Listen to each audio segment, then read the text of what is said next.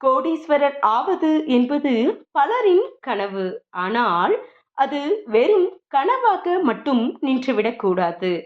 சரியான திட்டமிடல், கடின உழைப்பு, விடாமுயற்சி இருந்தால் சுயமாக கோடீஸ்வரர் ஆவது சாத்தியமே.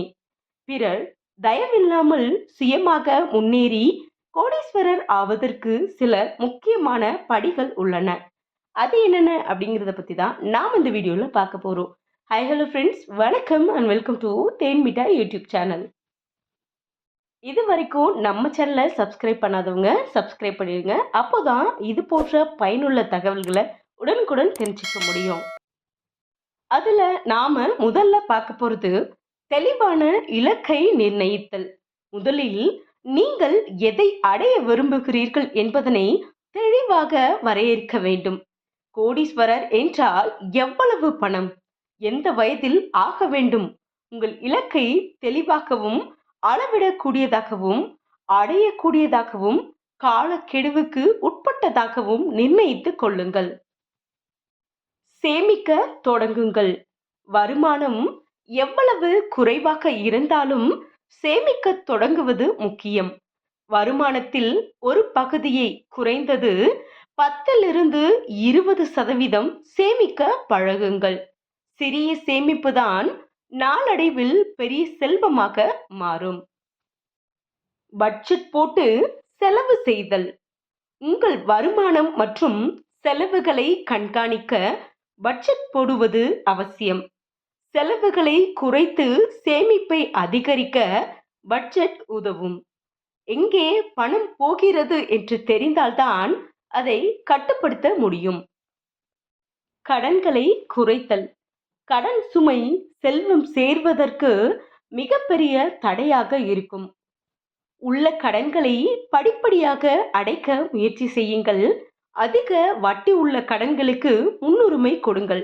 தேவையில்லாத கடன்களை தவிர்க்க முயற்சி செய்யுங்கள். முதலீடு செய்ய தொடங்குங்கள்.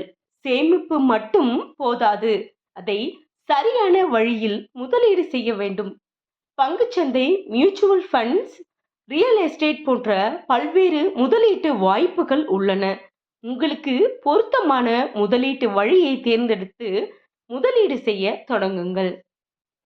பல வருமான வழிகளை உருவாக்குதல்.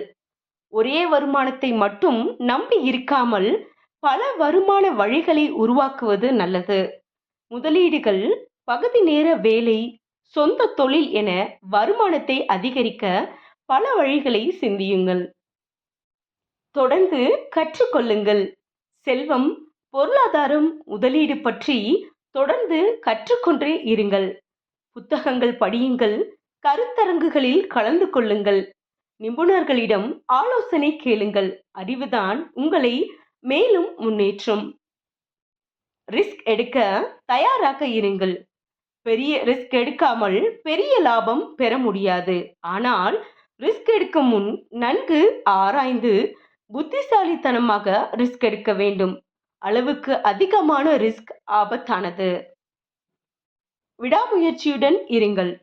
கோடீஸ்வரர் ஆவது என்பது ஒரே நாளில் நடக்கும் விஷயம் அல்ல.